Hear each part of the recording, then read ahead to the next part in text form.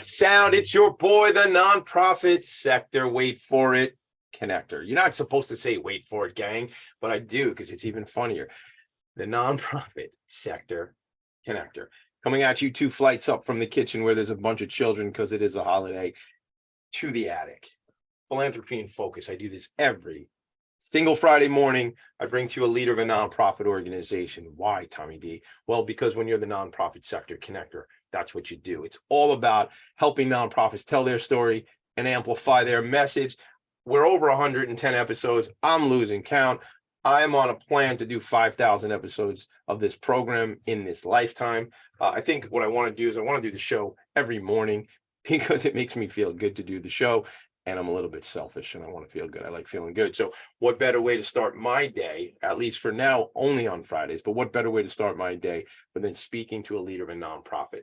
I tell you this, and if you've ever been with me in real life or just listening and connecting, either watching this show or listening on the podcast platforms to hear what I'm all about helping nonprofits. I am all about recognizing the work that the sector is doing, the volunteers, board members, the staff inside of organizations, but ultimately I bring on the leader, the executive director, the CEO, the top of the organization, who they're all going to tell me, Tommy, it's not about me. It's about my team. It's about the people who support us. It's about the donors. And ultimately it's about the people we serve. And I know that, but I have to interview 1 or 2 people. I can't interview hundreds and hundreds of people, although I'd probably figure out a way to do it. But here's the deal. I work kind of quick. And I play a real long game, but sometimes things happen pretty fast. And I will tell you, only like 35 days ago, I did not know Lauren Vlachos. Okay. I was running a panel discussion at the Viscardi Center out here in Long Island, where I had 5 leaders of nonprofits. I don't want to take our time today to tell you who they were, but check it out. I can, it's been posted all over social media. And I was leading them through a panel discussion about nonprofits, and specifically nonprofits here on Long Island, and how organizations make relationships and build relationships and strategic alliances and the whole thing. These are the things I like to and love to talk about, really. So at the end of the session, this woman comes over to me and she's just introduced my guest, Lauren Vlachos, okay, who's here with me, right? Why don't I say good morning? It's like I'm talking about you and you're not even here. Hey, Lauren, what's going on? How are you? Good morning, Tommy. It's good to see you. It is good to see you also. I'm telling this story about how we met. You said after I do something like that, it's like, I don't want to get dramatic here, but it's like coming off stage and I get to meet folks and I get fired up, and like that's where my dopamine fix comes from. It's all of that, it's like that connection, the relationship, new people to meet, new stories to learn about. So we had that opportunity, you and I, and that's only just shortly over a month ago. It was right. It was March 3rd on a Friday morning, and we're here on April 7th on a Friday morning. And I think we had one of those instant connections because we've had like half a dozen phone calls since, and like where we have like cool phone calls and stuff like that. And I'm sure, knowing how I am, I was like, all right, dude, you should just come on the show. Like, why don't you just come on the show? Like 3 minutes into knowing each other, I was like, yeah, you should probably just come on the show. We'll make it happen, right? Yeah. And that's what is that how it happened from your memory? Definitely, Tommy. To be honest, I walked into the meeting and you were just this amazing energy. You were greeting everyone, making us all feel so welcome. And I was like, wow, I got to really meet this guy. He's pretty cool. He's high energy like I am. And so the moment that meeting was over, it was like finding you and scoping you out. I was like, I have to know the nonprofit sector connector. Yes. Let me tell you, I was in a room a couple of weeks ago. There's like 50 people in the room. And I go like, yeah, I'm Tommy D. Like I'm at the microphone. I'm Tommy D, the nonprofit sector. And let's say 20 people in the room went connector. And I go, oh my God, we're here. We're making it, talk about branding. So look, I appreciate knowing you. I'm glad you made it to that event. Why were you there that morning? In fact, like who invited you to that? So I've recently become the executive director of my organization, but I still get the old emails from the previous executive director. And to be honest, an email came through like, hey, we're having this networking event. I was not very aware of the networking group. Yep. So I checked it out and I was like, wow, maybe I should go to this. Yeah. And so just was like, I'm just going to go. And so let's call out that group. So it's the Health and Business Alliance that we're referring to. So I was on the board for a number of years for the HBA. The website is HBA Metro. hbametro.org if you want to check it out. Let me verify that. I believe it's HBA Metro, but I should really check that out before I just start sending people to the wrong place. hbametro.org. The Health and Business Alliance, it's an organization that was founded about, I guess, 18 or 20 years ago with the intention to be at the crossroads of business, nonprofit, and healthcare. And I served on the board of that organization for about 4 or 5 years. And the funny part I laugh about, the current president and I, Bert Lurch, we laugh about because as I stepped down from being on the board, Bert had reached out to me and said, hey, I want to put together this panel discussion and around nonprofits, and I think you should be involved. And about 42 seconds into that conversation, I realized what had happened was Bert presented an opportunity, and I said, I got it from here, and I took over the whole thing. And I said, I'm going to run with it. Let me go find the people. Let me do the thing. And obviously with the support of the organization, but it was so in my wheelhouse. So it was perfect.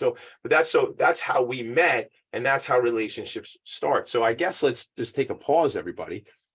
If you run an organization, or you don't run an organization, if you're looking to expand your network, we got to take some chances. We got to put ourselves out there. We got to build relationships. And I will tell you this, as a person who loves this stuff, there are like 1 out of every 25 times I go to an event that I don't necessarily have the right mojo. I don't necessarily want to be there. And I have at times not even gone in. So my point of telling you this is I understand those of you who don't dig these things. Go to a networking meeting with a partner, bring a friend, have an ally in the room. You know, I'm always, when I'm at an event, I'm always scanning the room, whether it's my event or someone else's, just to see, is there anybody standing in the corner alone on their phone? Like if you, Lauren, and I were talking and I see my peripheral, somebody over here, I'll not physically grab, but I will say, hey, I'm Tommy D. And I will bring that person in because I can say this is not a comfortable thing for everyone. I mean, I was talking to a couple of friends of mine who are probably listening right now, who I introduced them, and they ironically had a long conversation about how this networking thing is not really in their wheelhouse so much, but they both know they have to do it because of their roles. But they decided to align with each other and say, you know what? I don't always feel comfortable in these rooms. You don't. Let's go together, right? Like anything, like bring a friend. So I try to drop little nuggets of knowledge and training and networking skills on folks as we do the show. So I'm glad you were there. I'm glad we met. Let's get into this conversation about you, about the organization. I mean, I want to talk about U.S. Peace Corps volunteer for 2.5 years in Niger, West Africa. I want to talk about the Boy Scouts, 18 years with the Boy Scouts. I want to talk about how this all gets to this culmination where you lead this organization, Alzheimer's Disease Resource Center, right here on Long Island. So we always start with, Lauren, how did you get connected to the nonprofit work? How did you end up in the Peace Corps? I mean, that's not exactly every kid's thing when they come out of school or you know, and they go, I'm going to go to Niger, West Africa. I think there's got to be a catalyst. There's a story in these things, right? So definitely. Talk to me about that, please. So it's a little cheesy, Tommy. So I'm like 8 years old. I'm watching TV and I see the Peace Corps commercial, the toughest job you'll ever love. And I had always wanted to do service. And initially I thought like, oh, I'll join, you know, a branch of our military service, but I'm pretty much like a tree hugging hippie.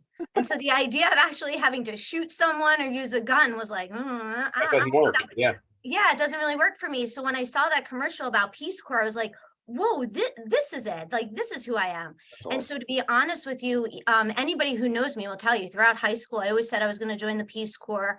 Throughout my college experience, I started the first Habitat for Humanity chapter at my college. I was always about service and giving back. I went to Nicaragua and picked coffee beans and lived with a family for 2 weeks. So I was continually trying to be of service and get involved in those things. And then to actually go into the Peace Corps, it's about a year-long application process. I mean, you get background checked, you get fingerprinted. I mean, they interview you. They really want to make sure that you're a good candidate because they're going to send you overseas for about 2.5 years. So my senior year of college, I apply, I graduate college and I get in and I end up going to, so the Americans will pronounce it Niger, but the rest of the world will pronounce it Niger. Niger. Yeah, Niger. So it was a French colony. It's 10 in the morning, gang, and we're learning things. Make sure you learn something every day. Niger, like that? Niger, yes. Niger. I love it. All right, good. So I spent 2.5 years in Niger, West Africa. And to be honest, Tommy, I thought I would come out of, being in the Peace Corps, and I was going to be a corporate lawyer. My parents were excited. I was going to make boatloads of money. Life is going to be good. And while I'm in the Peace Corps, I'm like, I don't want to be a corporate lawyer. Like, I want to do more of this. Like, I want to work for an NGO, a non-governmental organization, or I want to work for a nonprofit, like Save the Children, or, something similar. So I remember I come home and I'm like, I'm not going to be a corporate lawyer. I'm going to work in nonprofit. My parents are like, wait, what? Wait, so first of all, I have so much to say on that. I'm going to keep most of it to myself, to be honest with you. But what I want to ask you is, like, you're a senior in college and you're applying to Peace Corps. Where did you go to school? I went to Gettysburg College. Down in DC? In Gettysburg. Oh, in Gettysburg. Okay. So, did you think, like, I want to change the world, man? Like, This is what I'm trying to do. Yes. So I'm trying not to be judgmental here, but like, all due respect to corporate lawyers, right? Because there is respect due to corporate lawyers. I mean, we got these choices in life. Like, what was it, Robert Frost? Like, with the two paths to go, right? Like, I guess the one less traveled is the one that goes and makes changes in the world, right? And not to say it's easy to be a corporate lawyer, but even that, I think, like, in terms of, so we have this employee benefits agency that we own. It's called Vanguard Benefits, right? You saw my partner Ed Pro speak that morning when we met. And I think in terms of, like, we made a decision a number of years ago to work with nonprofit organizations. Like, we very easily could have said, well, we really want to go work with hedge funds and investment banking companies, and that's who we want to do benefits for. And I'm sure people do that and want to do that. But, like, I dig the organizations. I was on the phone this morning with the Mental Health Association. I had lunch with two leaders of very important nonprofits here on Long Island just earlier this week. Shout out to Yolanda and Jeff McQueen. Yolanda Romano Gross, maybe probably listening to the show, and Jeff McQueen from the Mental Health Association, Nassau County. And, I'm sitting with these folks, and, like, we're talking about, like, making real impact and changing the world.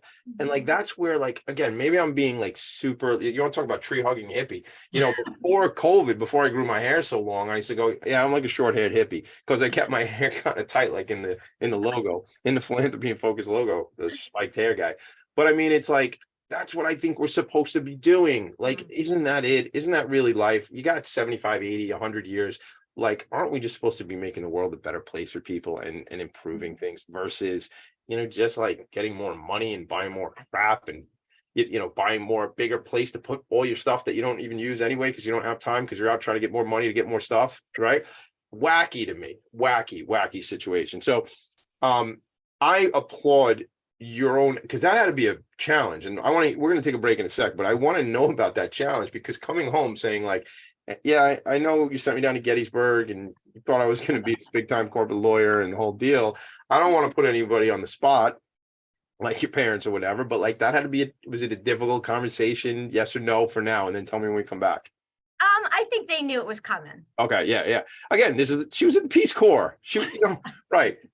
She wasn't interning at some, white shoe law firm, right? But, for 2.5 years. Fair enough. All right. So when we come back, I want to hear when you came back and what that was like, because I just started pontificating in my own mind for a while here. I want you to take me back to that point. You get here and now you go, what direction do we go? What's next? What is the next step in this story? How's that sound? You got it, Tommy. All right, let's do it. Let's take a quick break. It's your boy, Tommy D, the Nonprofit Sector Connector. We'll be right back. Are you a business owner? Do you want to be a business owner? Do you work with business owners? Hi, I'm Stephen Fry, your small and medium-sized business, or SMB guy, and I'm the host of the new show, Always Friday. While I love to have fun on my show, we take those Friday feelings of freedom and clarity to discuss popular topics on the minds of SMBs today. Please join me and my various special guests on Friday at 11 a.m. on talkradio.nyc.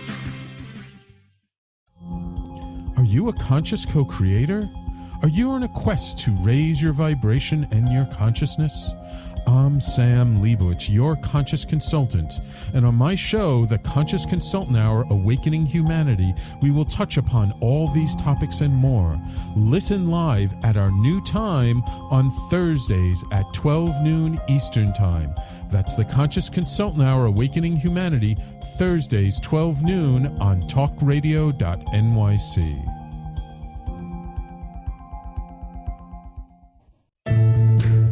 Are you on edge? Hey, we live in challenging, edgy times, so let's lean in.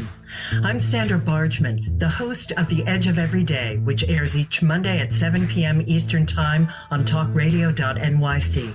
Tune in live with me and my friends and colleagues as we share stories and perspectives about pushing boundaries and exploring our rough edges. That's The Edge of Every Day on Mondays at 7 p.m. Eastern Time on talkradio.nyc. You're listening to Talk Radio NYC. Uplift, educate, empower.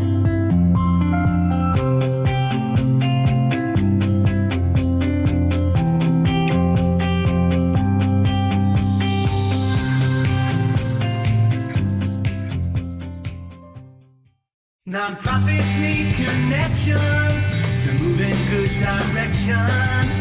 So cut through all the static. Join design. That is your. You cut through the static. You join me in the attic, but like not literally. Please don't show up on the porch, knocking on the door. Hey kid, can I come in the attic? No. Please don't do that. All right. Shout out to Mick. Shout out to Michael Goldberg and Mick Collins checking in on Facebook, watching what we're doing. All right, Mick Collins. What is a white shoe law firm? I mean, like that's like a thing. I Googled it. I Wikipedia'd it for you. White shoe law. You're familiar with that term, Lauren, right?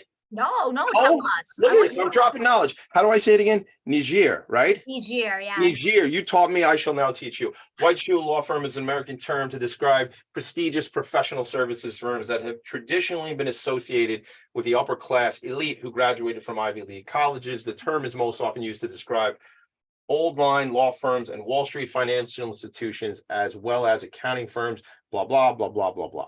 It's like bougie, Mick Collins and Vlachos. It's like bougie law firms. I'll break it down for you. It's like bougie, but it sort of has like that air of what I just read to you right there. So that might have been one path, one trajectory to go. Not for Lauren. Nope. Ain't happening. So where do we go? How do we? You're back. You're saying I'm going in a different direction. What happens next? So exactly, Tommy. So I come back and now I recognize I want to work in the nonprofit sector, but I also don't necessarily want to work in Manhattan. So I live here out on Long Island. I don't necessarily want to be part of, the commute back and forth. And I really want to be within my own community. So I began, looking for opportunities. At the same time, I'm applying to go to grad school for nonprofit management, actually. And it just so happens that I apply for a job at the Boy Scouts of America and they hire me. And so I become an executive for the chapter here in Suffolk County, New York, starting as a program executive and working with local scouting units, providing services to them. I worked with a number of organizations that serve special needs individuals, so offering scouting to those folks as well.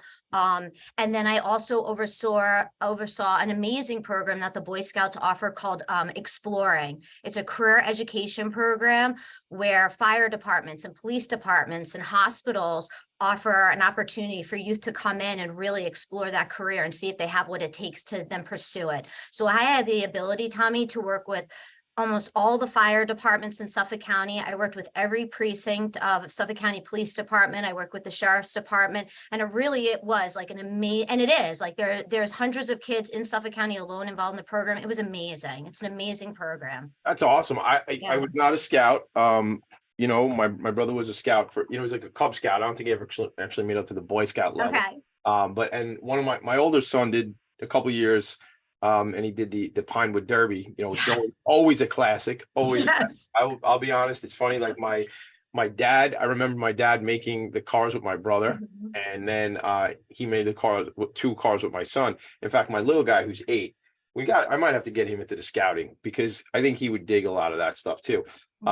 So the exploring part, though, is that how I wrote it down? Exploring, is that how you said it? Yes. That's incredible because that then takes these young people and exposes them to opportunities, right? The Correct. vocational things. What might I want to do? You know, maybe not everybody at 8 years old sees a video for the commercial for the Peace Corps and sees her entire life in front of her, right? Some people need to be exposed to different things. So can you talk about a story, maybe one or two anecdotes of a young person who, as a result, I mean, you were with the Boy Scouts for 18 years, so you saw some of these people, these kids come in as children and now are men.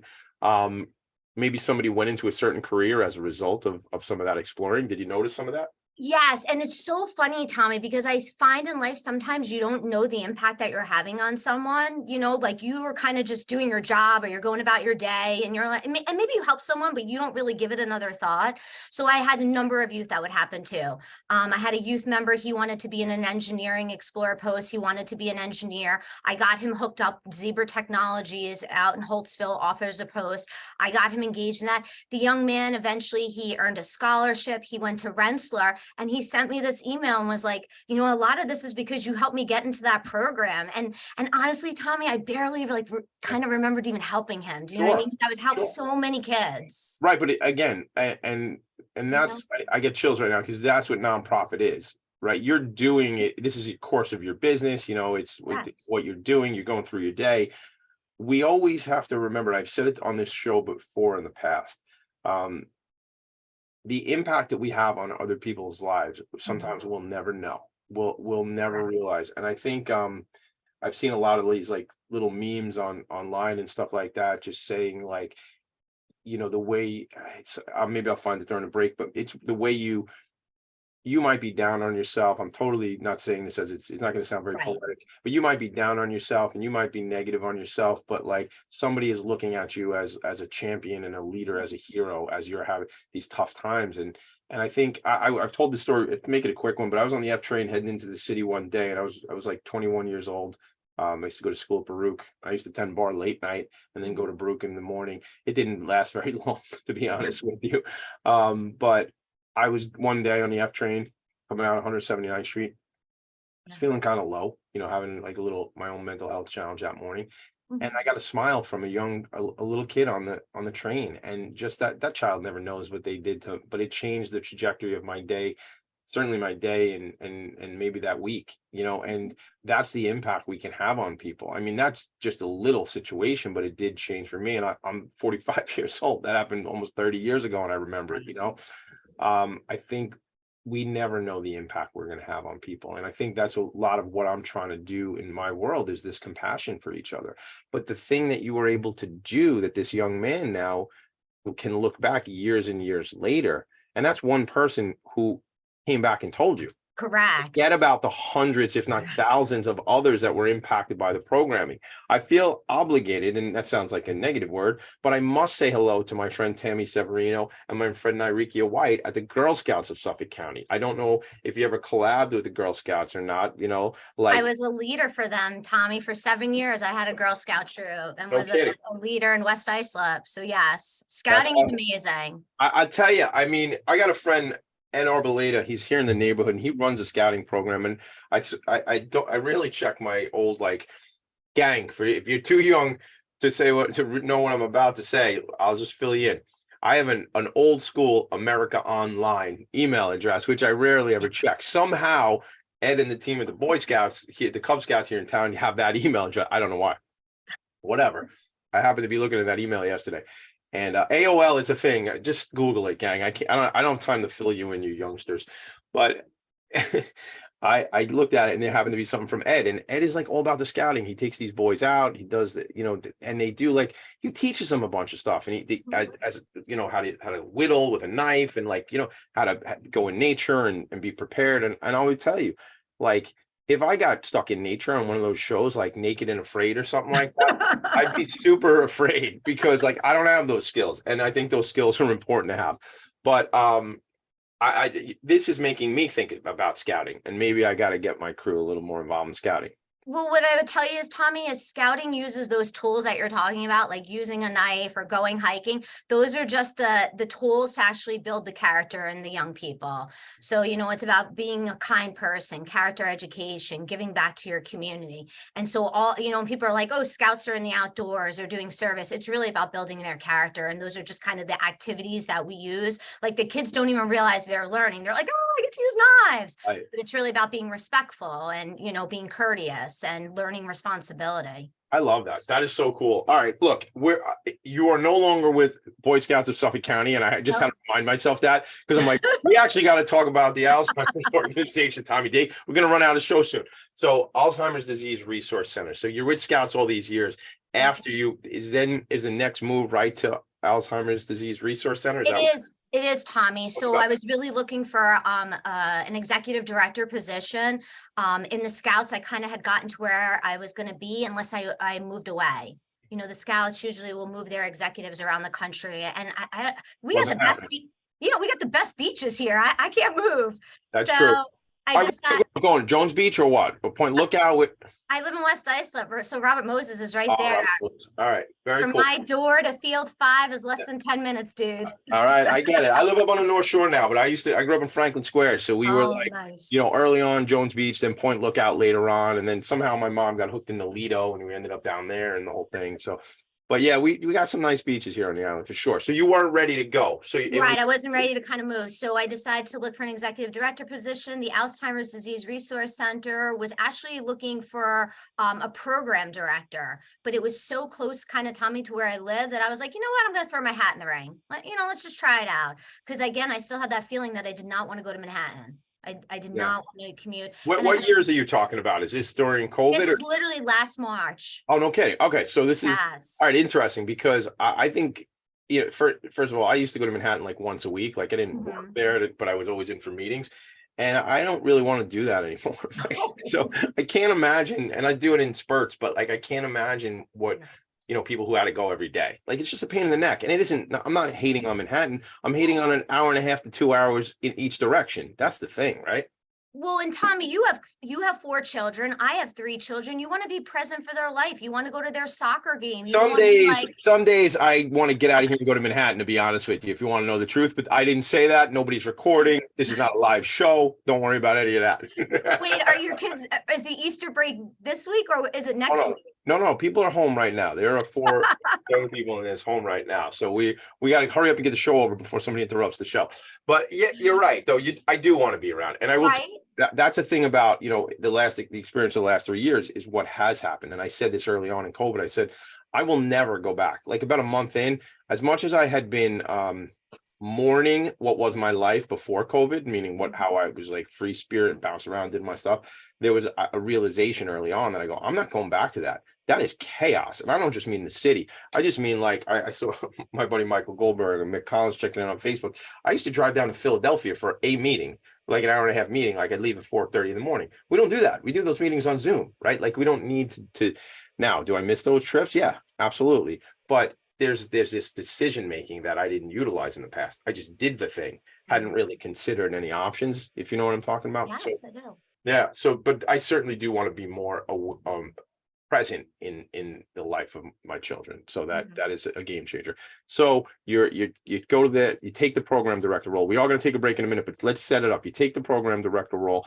Only you should, or did you not take that role? So they go to hire me as a program director, and when I start talking to the board, they're like, wow, you're like this, that's not a job for you. You know what I mean? Like, seriously. And so they're like, we're going to make you the chief operating officer for us as well. And that's what you were at Boy Scouts. Boy Scouts. So they're like, we're going to create a chief operating position. We're going to make it. I'm not even working for the organization like 3 weeks, and the executive director decides that she's going to retire. Wow. So she puts in her retirement, and they turn to me and are like, we know you want to be the executive director. So you get hold up on those business cards. Don't order those yet. Don't put that. We got to change the title. I hadn't even gotten business cards yet, Tommy. Like, it was that fast. So, well, that just goes to show you that it was really, the role was meant for you. And this is, I'm big on the universe. In fact, I'll tell one quick story before we go to a break. I was at the Apple store yesterday. I was having trouble with my phone. and I had to take like a SIM card, put it in the other phone. So I go to the Apple store and like they try to do an update and it wasn't working. And I said to the young lady, her name is Julia. I said, Julia, I'm going to need to do me a favor. I have this arrangement with the universe. I get things done. I said, I need to grab another computer, grab another cord. We're going to try this one more time. And to my bliss, it worked the second time and I was able to get into my phone. My point is, we can manipulate things. We can manifest things. And that role was really your role. It was just, we had to move a little pieces around and get things to happen. You agree? I totally agree, Tommy. Definitely. I knew it. We're a couple of tree hugging hippies. What do you expect? We're on the same frequency, man. Exactly. We will be right back. We're going to take a quick break. We'll be back in just about 90 seconds, everybody. Philanthropy in Focus. Are you passionate about the conversation around racism? Hi, I'm Reverend Dr. TLC, host of the Dismantle Racism Show, which airs every Thursday at 11 a.m. Eastern on talkradio.nyc. Join me and my amazing guests as we discuss ways to uncover, dismantle, and eradicate racism. That's Thursdays at 11 o'clock a.m. on talkradio.nyc. In a post-COVID world, you may have many unanswered questions regarding your health. Are you looking to live a healthier lifestyle? Do you have a desire to learn more about mental health and enhance your quality of life? Or do you just want to participate in self-understanding and awareness? I'm Frank R. Harrison, host of Frank About Health, and each Thursday, I will tackle these questions and work to enlighten you. Tune in every Thursday at 5 p.m. on talkradio.nyc, and I will be frank about health to advocate for all of us.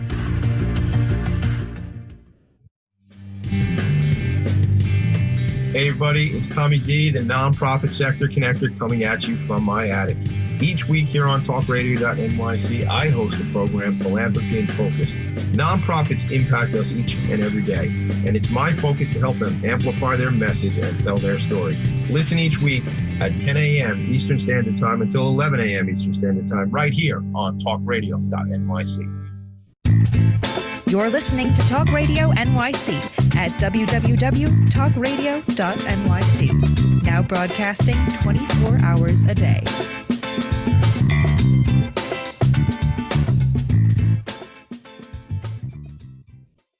Nonprofits need connections to move in good directions. So cut through all the static. Join Tommy in his attic. And we're back. I was talking to one of my children earlier today, and I was like, I know you love to sing. You got a beautiful voice. You should take singing lessons. I'm going to take singing lessons. We should probably get a discount for taking singing lessons, because I figure like a 2-for-1 special, like when you go to the Costco and you buy the big box or something like that. Shout out to Costco. Anytime you want to sponsor the show, we're happy to have you. All right, let's get back into the show. All right, so the world's aligned, the planets align, everything is right on. You take over the helm of executive director pretty quickly. What happens next? What is this organization about? I mean, I'm going to call it out Alzheimer's Disease Resource Center. I mean, I love, what I love? Well, one of the things I love is when like the name of something explains what the thing is, like Alzheimer's Disease Resource Center. Okay, it's a center where I can get resources for Alzheimer's disease. That's pretty good, right? It's like saying the nonprofit sector connector. It's kind of in the name. So, but even though it's in the name, we need to talk about what this organization does to support families, support individuals affected by dementia and other cognitive decline. Let's talk about it. You got it, Tommy. So we're located in East Islip, right on Carlton Avenue, and we do a number of programs and services for those impacted with cognitive decline. So we don't just serve folks who may have an Alzheimer's diagnosis. They don't even need to have a diagnosis, Tommy, to kind of reach out to our services. So here's an example. It's the holidays, right? Either families are celebrating Passover with their loved ones, or they're going to sit down to have Easter dinner. And you may go home and start recognizing something's happening with your parents. And like, I just don't know. That's kind of where we come in. Instead of starting to try and Google things on the internet and being completely overwhelmed by everything that's out there, folks can reach out to us. We have a licensed master social worker who is just absolutely amazing. And she will provide a care consultation to you at where you are, Tommy. So maybe you're already taking care of a loved one and you're like, listen, I live in Garden City. I can't go to East Islip to meet with someone. That's not a problem. We will go to them. We will do a Zoom, same thing. That person might be say, say, hey, I can't even meet you at the library. I really don't want to leave my loved one alone, but they can jump into a room and make sure their loved one maybe is watching a game of Jeopardy and be able to have a care consult with our social worker who will really guide them. She'll listen, what's going on? You know, tell me, what are your needs? What do you see happening? And then we do a lot of references and referrals. So we kind of do the hard work of going meet in organizations. We meet with executives. We go check out assisted living facilities. We check out nursing homes. We chit chat with staff, so that when you're looking for something now, you don't have to start from the beginning. You know, you might say, hey, this is the area I live in. We might say, and you might go, you know, we're really looking for an elder care lawyer. This is where we're at. We want to try and do a little bit of asset protection. We'll go, hey, well, we have these 3 amazing elder care lawyers in this area and we know them and they're really great. And we'll even try and make sure that, you know, if you're a Catholic boy, hey, you know, this guy, he's Catholic too. Maybe you want to go with him so that it's even like culturally aligned, you know. But we do that with everything. The other thing is that we're not a one and done shop. So you get what you need initially, and maybe a year later, Tommy, you come back to us and go, you know, things have changed. You know, my loved one is progressing a little bit. I need more. And so it's like, okay, well, we work with home health aides. We work with, you know, we can help you navigate the Medicaid road. You know, we work with a lot of different groups who really can help families navigate that path, because that can be very overwhelming, dealing with paperwork and I mean, the government alone, you know. Yeah. So we will do all of those things too, Tommy, to really help the families kind of help them identify the resources again, so they're not overwhelmed, because it can be overwhelming. We live on Long Island. There's 3 million people there. There are a number of businesses that are serving seniors. So we kind of try to wade through all of that and give families exactly what they need. We always refer at least 3 of everything to families, so they have choices. So, Go ahead. yeah, no, there's a lot there. You know, I recently had Tori Cohen on the show from Long Island Alzheimer's and Dementia Center. You know Tori, right? I do. They do wonderful work. They're an amazing organization, Tommy. Yeah. And I met her, and she is so passionate about the folks that they serve. It's awesome. Yeah, I just noticed something. You have your purple shirt on today. Is that a company shirt, or is it just purple for the colors? It's just that, you know, that's the color that represents Alzheimer's. So, you know, we just try to always, you know. I love it. I noticed it. It took me a second or 30 minutes, I guess, to notice it. But I just realized that you have the purple shirt on. But I guess I'm bringing up this thing with Tori because actually, I'm kind of excited about something. So I'll say it to everybody too. On Tuesday of this coming week, I will be out with the mini horses from Horseability that we're bringing over to the Day Hab program at Tori's place over in Westbury, Long Island Alzheimer's and Dementia Center, because she's got a Day Hab program. And really, I think I look forward to stuff like that, because that's going to be so fun. The question kind of is, or the comment is, younger and younger people are experiencing these challenges, and I think about a lot of what you're talking about from the resources, and I think about my friend Drew Picard, who always talked about the sandwich generation. Yeah. And you know, I'm in the sandwich generation, right at 45. But my friend Drew is in the sandwich generation at 65, right? Because we're all living longer and longer. But what it does is it creates this overwhelm, right? And I don't know, like, if my parents or my wife's parents started to experience these specific challenges, I don't have the knowledge, right? I need to come to an organization like yours to get hey man, I need a roadmap, Lauren. I don't even know what I'm working with here. Like, help. So that's what I'm hearing is what you provide, right? It's that roadmap. And I go to the thing I said about Tori is because I'm seeing this happening to younger and younger. Like, I don't even want to say this, but I think in their 50s sometimes we see this. Yeah. Yes. So that's first of all, it's concerning, it's scary, but it's like, what do we? Okay, now we're through the concern and the fear. We need to now do something about it. So, so that's, how do people get to you? Let's call out, like, this is the call to action. What's the website? Like, that sort of thing. So the website, Tommy, is www.adrcinc.org. Folks can go there. They can access more information. They can call our phone number, 631-580-5100. Our phones do ring to our cell phones. So we all pretty much, get the phone calls and can respond back to people. But I want to make you aware, Tommy, not only do we do all those care consultations, but then we run support groups for families throughout Long Island. We have 17 of those happening.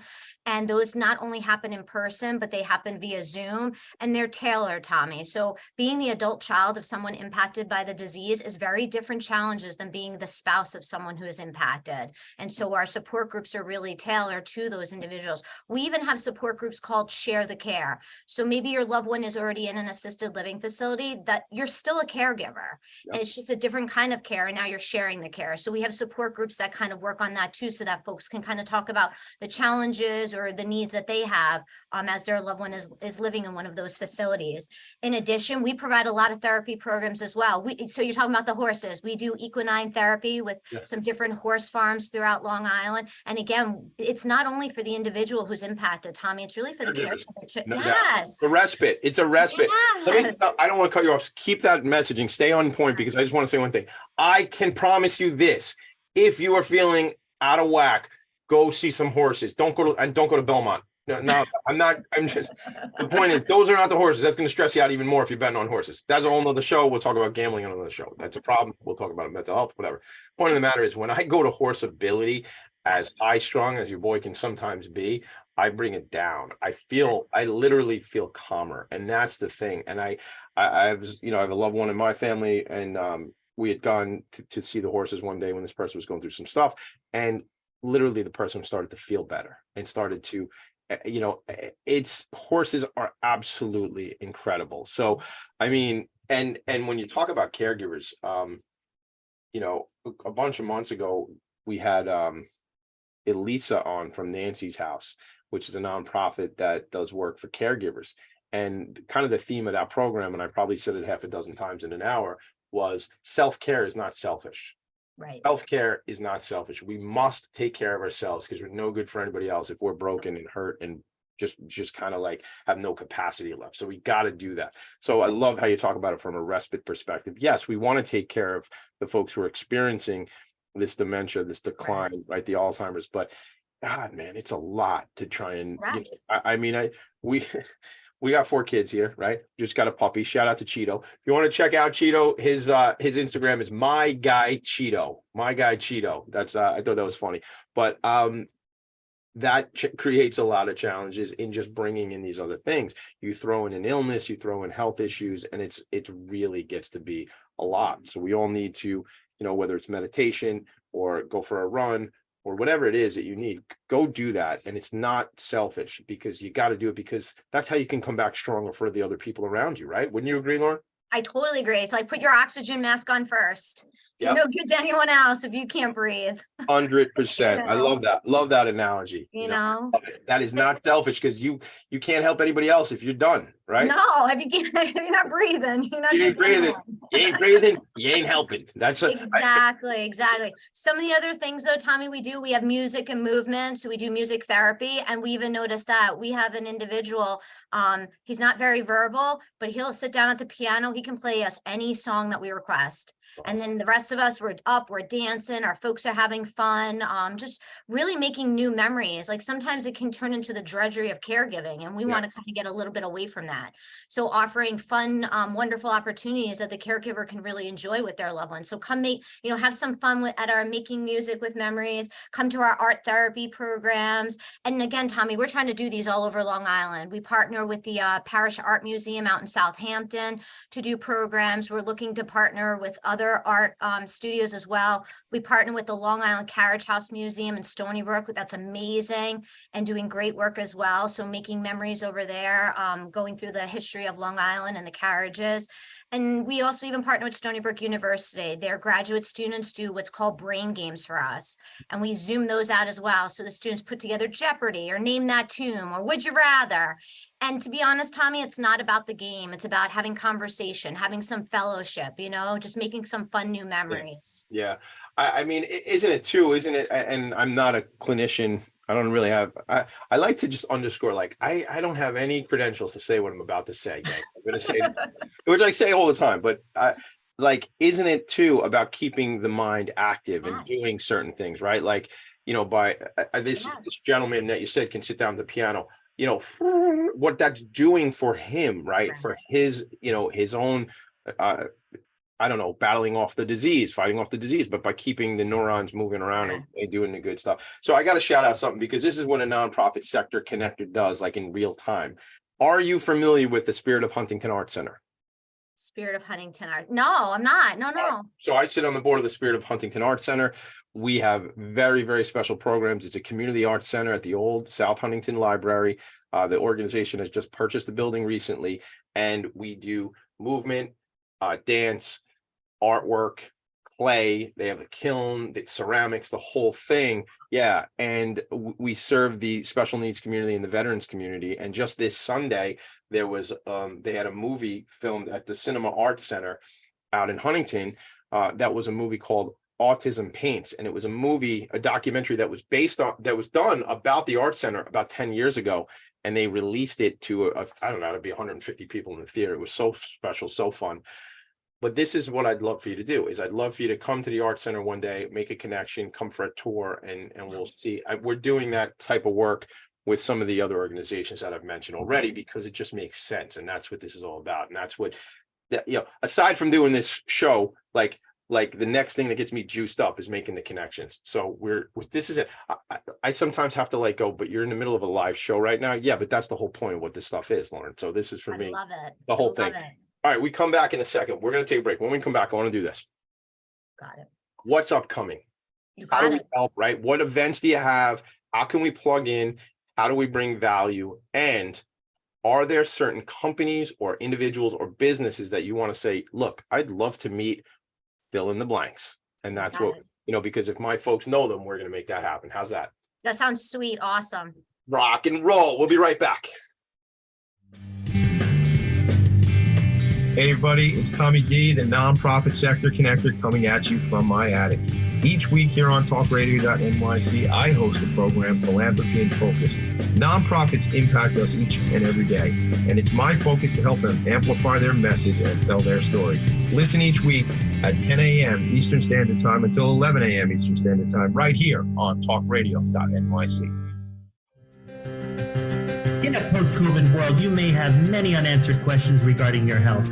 Are you looking to live a healthier lifestyle? Do you have a desire to learn more about mental health and enhance your quality of life? Or do you just want to participate in self-understanding and awareness? I'm Frank R. Harrison, host of Frank About Health, and each Thursday, I will tackle these questions and work to enlighten you. Tune in every Thursday at 5 p.m. on talkradio.nyc, and I will be Frank About Health to advocate for all of us. Are you a conscious co-creator? Are you on a quest to raise your vibration and your consciousness? I'm Sam Leibowitz, your conscious consultant, and on my show, The Conscious Consultant Hour, Awakening Humanity, we will touch upon all these topics and more.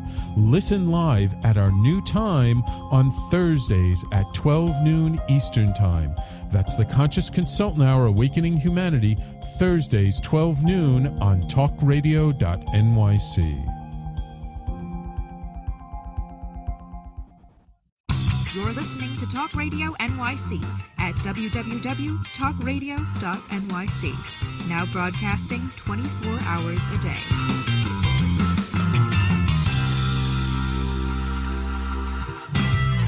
Nonprofits need connections to move in good directions. So cut through all the static. Join Tommy in his attic.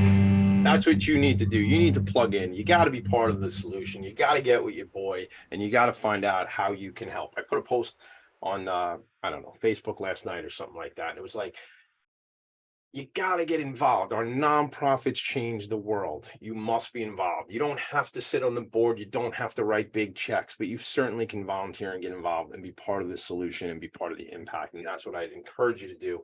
And that's what I'm all about. So I'd like you to do it too. I'm trying to do something new over here. I don't know if it's going to work. I have my phone. Let me just see if this works. Did you hear that? Did you hear that bell? That means it's the lightning round, baby. I always wanted to be a game show host. So I was like, I'm going to find the bell. I decided that. Let's go. 20 seconds before we got back from the commercial break. Here's what we want to do. So Lauren Vlachos is here. Alzheimer's Disease Resource Center. She went from program director. No, that's not your job. She became COO. Wait, hold on. That's not your job. You're the executive director. And that all happened inside like minutes in my mind, but maybe it was a month or two. But that is who you are. You're leading this organization. You're making an impact. I want to know what's upcoming. How do we help? What do you need? Let's leave it out on the field, as I told you. Let's do that. All right, Tommy. So there's a few ways that folks can help us. Number one, please share our services. I would love to have some wait lists for my programs so then I can start even more programs. As you said, Tommy, I'm looking for organizations that want to partner. We want to be throughout Long Island offering programs so that folks don't have to come to us, that we're going to them in their local communities. We have a walk coming up Saturday, April 22nd. It's at Marjorie Post Park, which is located in Massapequa. Folks can sign up now. They can go to our website, adrcinc.org/events, and they can find all the information for the walk. It's going to be amazing, Tommy. We have a live band coming. We have DJs. We have roaming photo booths. It's got a festival feel. We have master gardeners coming. It's on Earth Day, Tommy. So wait. my tree huggers. All right. So your boy, the hippie, is going to do his best to be there, but that's a new nickname. Mick Collins, write that one down. Your boy, the hippie. All right. But look, so too many things, ADHD kicking in. All right, like what is a roaming photo booth? First of all, like I feel like that's like the Karate Kid where Daniel LaRusso was like dressed up like the shower and he was walking around because he didn't want the Cobra Kai guys to get him, like the roaming shower. And then the guy with the chicken suit going and threw an egg on his head. I have no idea where that thought just came from. But what is a roaming photo booth? And we forgot to mention that you are a master gardener. So I got to talk to you about my vegetable garden. Maybe not today. We might run out of time. What is a roaming photo booth and how many people are going to be there on that Saturday?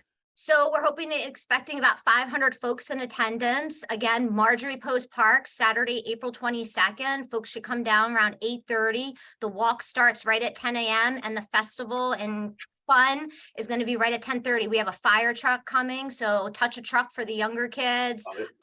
Lots of just great activities going on for families. So we're just really excited. So the roaming photo booth, this actually is one of my Eagle Scouts. He started his own company. Liam, give him a shout out. What up, Liam? Pros. What's his company? How do we get him hooked up? His company is Event Pros. He's a wonderful young man who started his own event company, and he has what's called these roaming photo booths. Folks go around, they'll take pictures of their friends, and they can put those frames around them, Tommy. If you've seen Is it eventprosny.com? Yeah, you got it. Listen up, ladies and gentlemen, eventprosny.com. Shout out to Liam. You know, he learned his skills of character development through the Scouts, as we talked about earlier in the show. Very cool. I'm going to share that on Facebook right now. Please continue. So I'm always, whenever I see any of the young people that have come through the program and are really doing an amazing job, I want to support them as well. So so Liam's got the roaming photo booth. We have the Music Express live band coming. They're going to be playing there as well. We have Zona's Restaurant from Massapequa coming with some tasty treats. It really is going to be a fabulous event. Again, Saturday, April 22nd, Marjorie Post Park, right in Massapequa. Another way to help, Tommy, have you ever heard of steampunk? Do you know what? All right. So, okay. Funny you say this. First of all, I dig that whole thing. I don't know enough about it, but it looks kind of fun. And if I'm not mistaken, this is hooked in with the Unicorn Network, right? Yes. I saw something online about this, and I happen to have ADHD. For those of you who don't know, talk to me about it. I'll tell you all about it. I love to talk about it. But I have usually 900 Internet Explorers or Google open on my thing. And as I go through this in the machine downstairs, my laptop, that is like an open window on one of these things, is that steampunk event that you're doing with that group. So I this is where they make wacky, a phone, but it's made out of Years. It's wacky, what it would look like if our technology today was made 200 years ago. Is that a bit? Yeah. Yes. All right. So tell me about that event. So we're partnered with the Unicorn Network. The Unicorn Network is a group of millennial entrepreneurs who are together. It's throughout Long Island. And they often will pick a nonprofit organization of the year, and that will be their charity for them. So they've selected us, which we're so grateful for. And they're hosting this steampunk event. It's going to be on Tuesday, May 23rd at Gotham in Hop Hog. Gotham is an immersive experience, and the entire thing is going to be transformed into an Victorian age with gears. And I'm telling you, it's going to be amazing. We're going to have drinks, open bar, food, folks all decked out in character. Tommy, you got to come. I got to figure out. I'm totally multitasking, pulling up my calendar to look at the 23rd. What did you say? Tuesday the 23rd? Yeah, it's Tuesday, May 23rd. Oh, May. We're into May. Okay, cool. Yes, we're May, my I'll tell friend. you, it's funny. Yo, shout out to the folks over at the Unicorn Network. Just so you understand a little bit about millennials, I'm a cusper, Gen X, born in 78. It depends on the article you read, but I'm sort of like right there. So, if you could use your boy to be involved, I'll play millennial, do whatever you got to do. You want me to be part of the Unicorn Network? I'm happy to be part of it. Jillian runs that. Well, Jillian's involved with that. Jillian Circus, right? Yes. Yeah. Jillian's been many, many years. I hope you're well. If you're listening, if you're out there, but I want to get there on the 23rd. I'm looking at, I'm playing golf, not on Long Island that day at another nonprofit event. What time is this? It's at 7:00 at night, Tommy. Because I'm insane, I'm going to try to figure out how to do both things. We would love to have you, my friend. Love to have you. Shout out to Fred Taffers, invited me to play golf in Jersey somewhere. So, but maybe I can make both things happen. I love that steampunk thing. So I would like to just be in the room kind of playing, I like to play. So that'd be fun. All right. So we got the walk is on the 22nd, which I don't think that's going to be an issue for me to be there. I know Marjorie Post Park because we do the Best Buddies Long Island Friendship Walk down there in May, which is May 13th this year.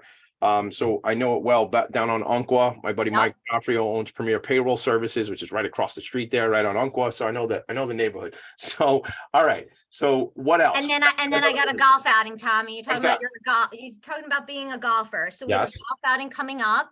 It's going to be Wednesday, June 14th. It's at the Woodside Club. Got it.